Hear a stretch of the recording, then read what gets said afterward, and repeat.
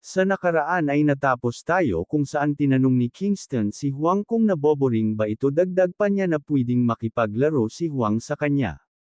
Nagbiro naman si Huang na nakakatakot ang matanda kaya tinanong siya ni Kingston kung ano ang nakakatakot sa kanya. Habang sa loob ng isang silid ay nagsimulang magpanik ang dalawang officer at kanilang tinawag ang kanilang warden na si Seiyunjo.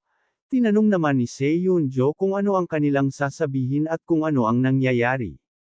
Kaya iniulat ng dalawang officer na sa loob ng ikalimang palapag ay nagkasalubong na ang landas ni Huang at Kingston.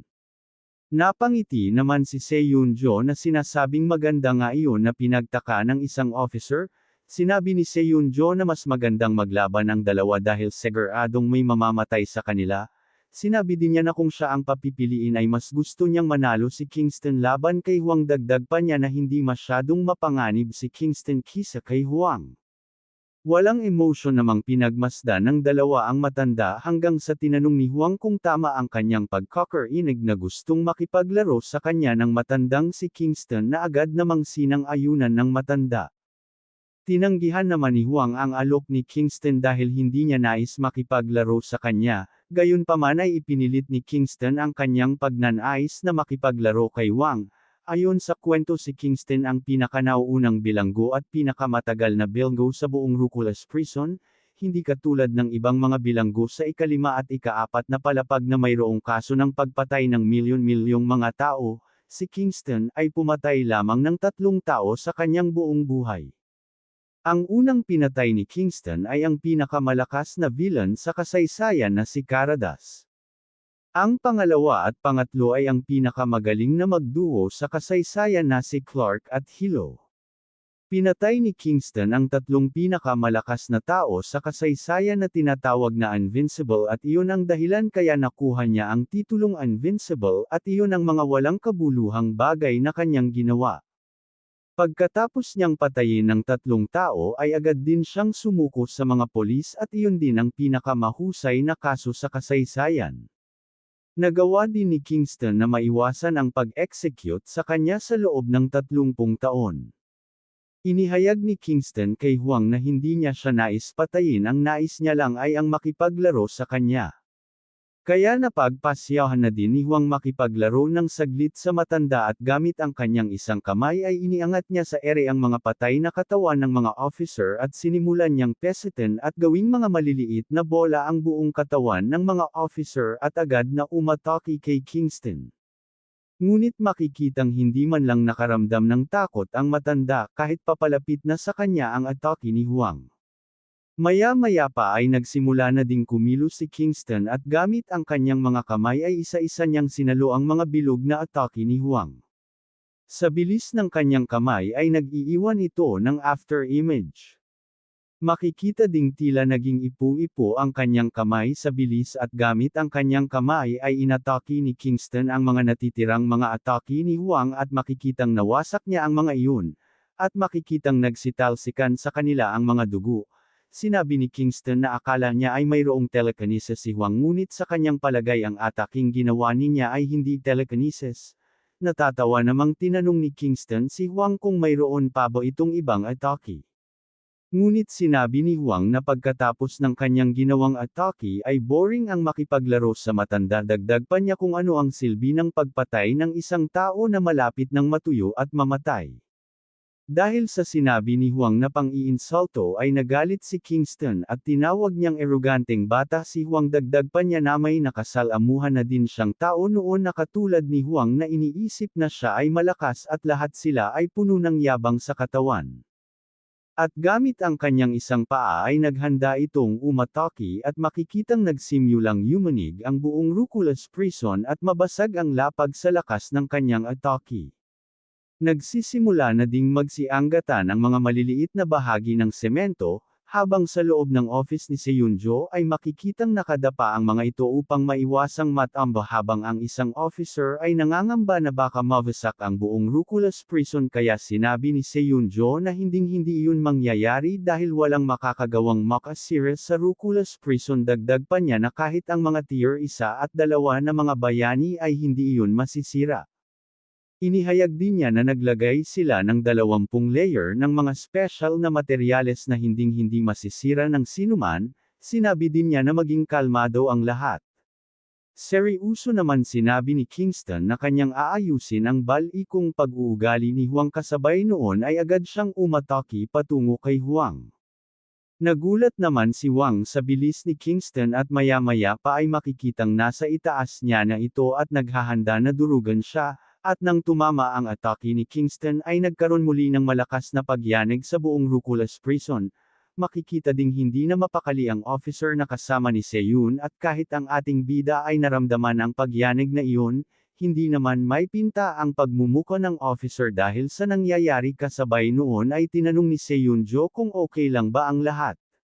Tinanong din niya kung sino ang nanalo sa laban ni Kingston at Huang.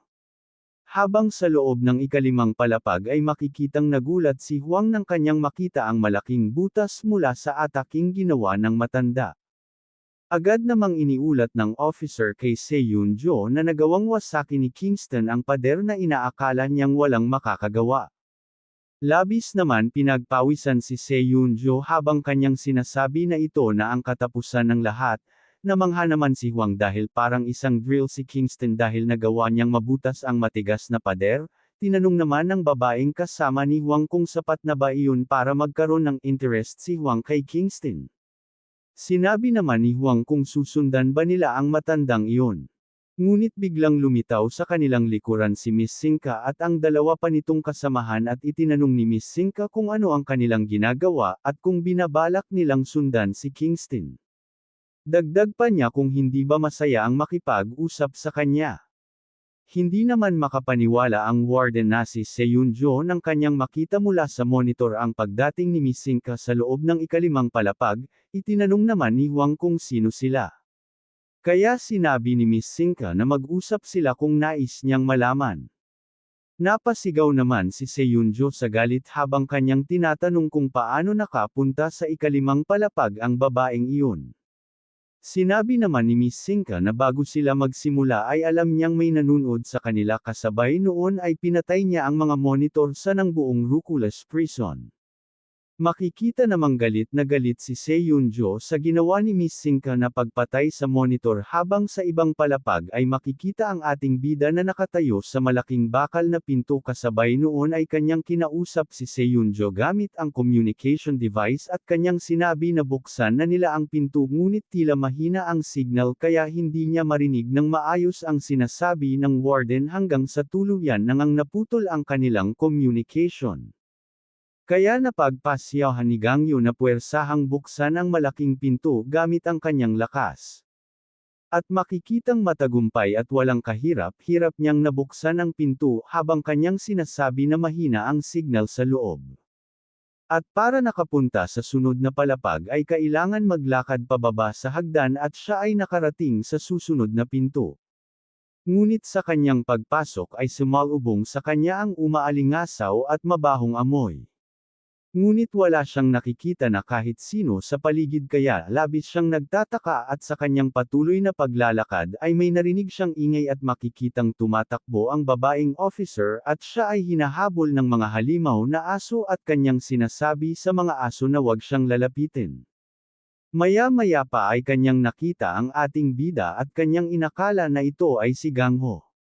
Sa mga hindi nakakakilala si Gangho ay isang executioner at si Gangho ay walang kahit anong superpower at siya din ang kapatid ng ating bidang si Gangyo na pinatay ni Huang sa unang episode.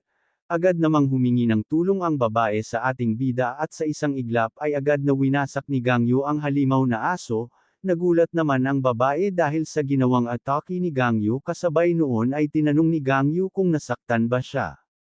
Agad namang niyakap ng babae si Gangyu habang kanyang binabanggit ang pangalan ng kapatid ng ating bida. Tinanong din niya kung bakit naroon sa ikalimang palapag si Gangyu at kung ano ang nangyayari. Inihayag din niya ang kanyang pagkagulat na mayroong ability si Gangyu dagdag pa niya kung bakit niya iyon itinago. Kaya agad na nagpakilala si Gangyu na siya ang kapatid ni Gangho. Hindi naman may pinta ang pagmumuka ng babae ng kanyang mapagtanto na ang bayaning si Gangyo ang kanyang kaharap, kaya itinanong niya na lang kung bakit suot ng ating bida ang uniform ng executioner. Tinanong naman ni Gang Yu kung kasamahan ba siya ng kanyang kapatid. Dagdag pa niya na mapanganib doon at kanyang itinanong kung sino siya. Kaya agad na nagpakilala ang babae na siya ang hipag ng ating bida hahaha, nagulat naman si Gang Yu sa sinabi ng babae.